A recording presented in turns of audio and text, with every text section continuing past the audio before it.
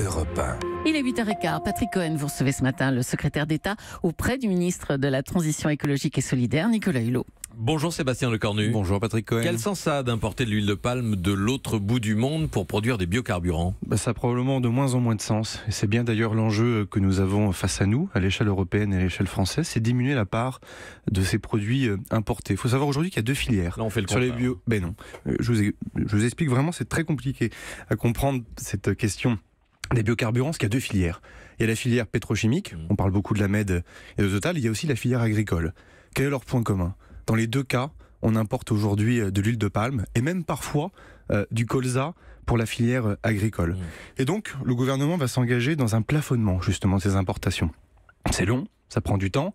Premier plafonnement à la MED, puisque nous imposons à Total un plafond à ne pas dépasser d'importation d'huile de palme, 50%, avec le reste en huile recyclée.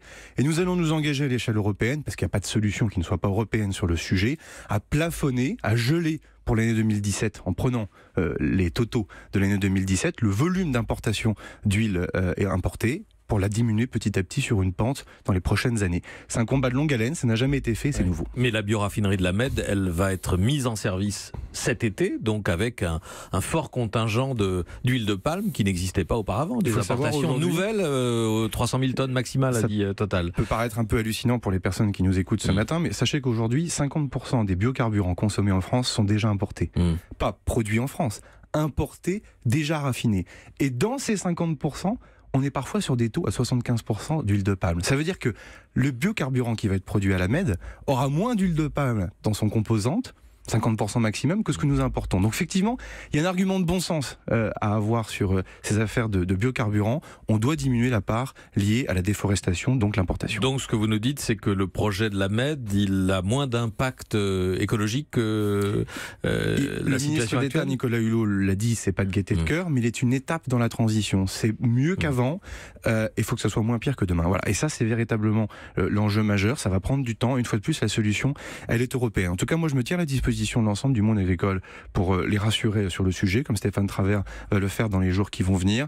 Il faut qu'on puisse davantage remettre le monde de l'agriculture au cœur de cette affaire de biocarburant, notamment autour de la question du colza, puisqu'aujourd'hui, on importe du colza en France pour la filière agricole, pour produire des biocarburants, et ça, c'est pas Total qui le fait. En tout cas, le gouvernement n'avait pas les moyens de remettre en cause ce projet de bioraffinerie ou de demander à Total de rééquilibrer ses approvisionnements. Alors, rééquilibrage, on l'a fait, puisqu'on a même imposé une part d'huile recyclée. C'est l'intérêt aussi de la filière pétrochimique, c'est qu'elle permet de récupérer des huiles qui sont recyclables, ce que ne permet pas la filière agricole.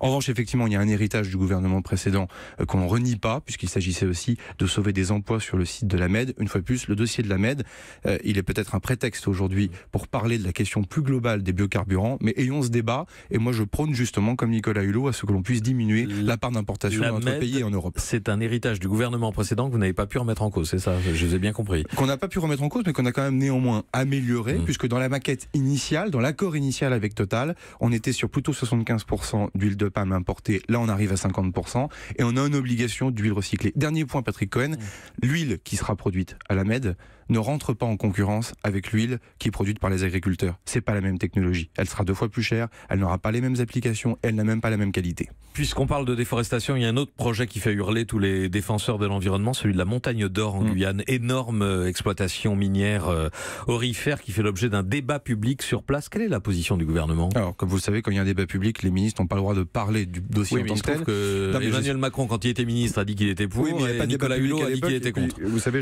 moi je suis assez basique, j'aime bien respecter la loi. Je pense que c'est pas mal quand on est ministre. Donc, je ne peux pas m'exprimer sur le sujet. Néanmoins, je l'ai déjà fait publiquement là-bas sur place. Et je serai amené de nouveau à me rendre en Guyane au mois de juillet prochain pour justement regarder les conclusions du débat public sur lequel il est évident que la question de l'empreinte environnementale du projet est à questionner, mais l'empreinte économique et sociale aussi, puisque si les élus de Guyane portent ce projet et le soutiennent, c'est qu'ils en entendent un retour en matière de fiscalité et d'emploi. Et même sur ces questions de fiscalité et d'emploi, il faudra être vigilant. Encore un dossier, celui de la fermeture de Fessenheim. La mise en service de l'EPR de Flamanville devrait encore avoir du retard. On parle de l'été 2019 au plus tôt.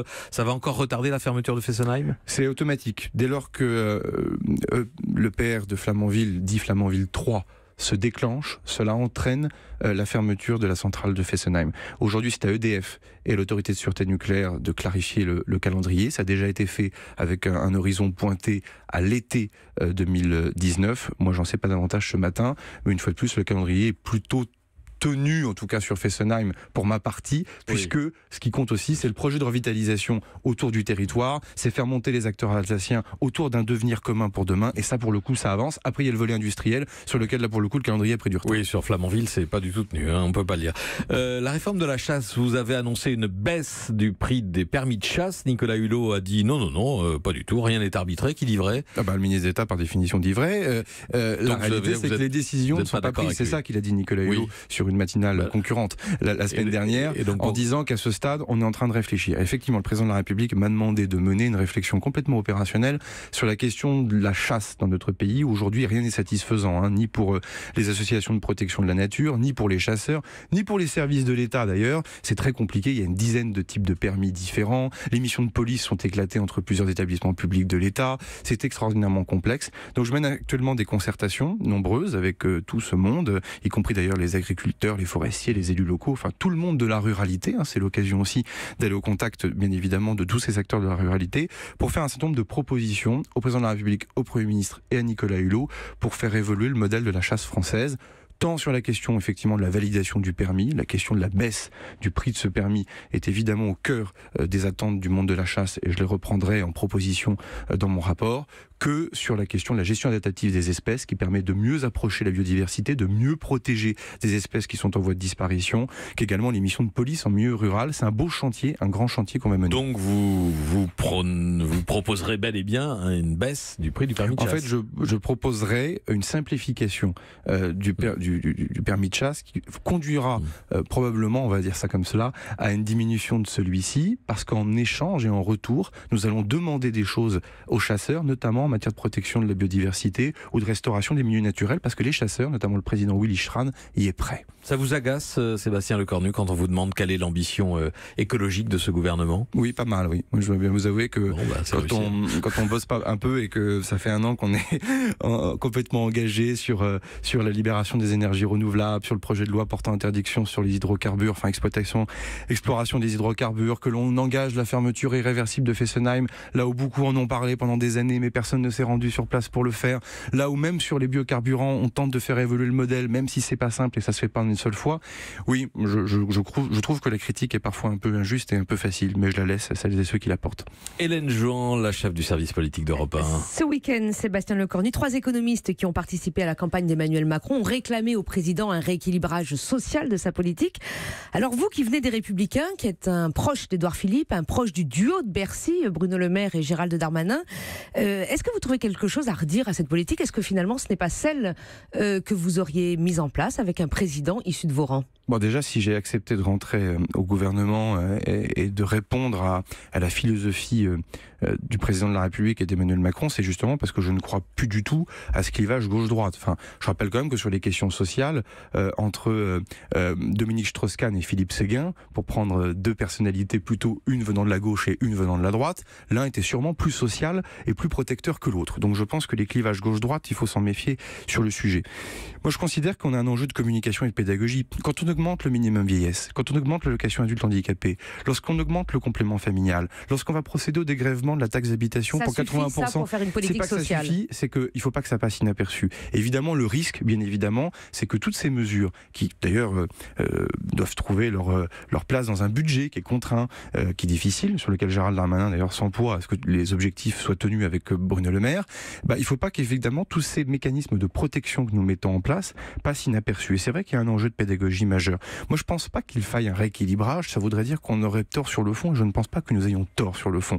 Après, il est évident que dans la mise en scène de notre communication gouvernementale, pardonnez-moi pour l'expression mise en scène, le propos est peut-être mal choisi, pour la pédagogie, pour l'explication de ce que nous faisons, il faut autant montrer le protégé que le libéré. Il est vrai que le libéré se voit beaucoup parce qu'il est souvent spectaculaire. Les ordonnances du droit du travail, par exemple, sont quelque chose qui font beaucoup parler. Là, l'augmentation du minimum vieillesse est quelque chose, bien sûr, qui passe plus inaperçu. Pour autant, croyez-moi, celles et ceux qui le perçoivent, eux, le voient bien, le perçoivent bien. La suppression de l'ISF, c'est plus spectaculaire que la hausse de certains minima sociaux. Je crois qu'en volume, le dégrèvement de la taxe d'habitation sera surtout plus spectaculaire que l'ISF. Et ça, pour le coup, rendez-vous rendez-vous en octobre. Voilà, ce sont des enjeux majeurs, il faut les montrer. Donc la politique sociale du gouvernement, vous ne la trouvez pas déséquilibré? Écoutez, moi qui suis Sébastien séguéniste Lecornu. à la base, je me sens à l'aise avec ça. Oui. Et le discours de Laurent Wauquiez, vous le trouvez équilibré? Non, ça, je crois qu'il est de plus en plus dans une solitude dans son discours qui est assez. J'ai écouté Jean-François Copé samedi, je crois, qui parlait vraiment de l'homme seul. Hier matin, pardonnez-moi, qui parlait justement de la solitude de Laurent Wauquiez. Je trouve que c'était bien vu de la part de Jean-François Copé. Et ben voilà, Sébastien Lecornu qui rend hommage à Jean-François Copé. Très bien. Merci. Ça prouve mon esprit libre, monsieur Cohen. Merci d'être venu en direct au micro d'Europe 1. Europe 1.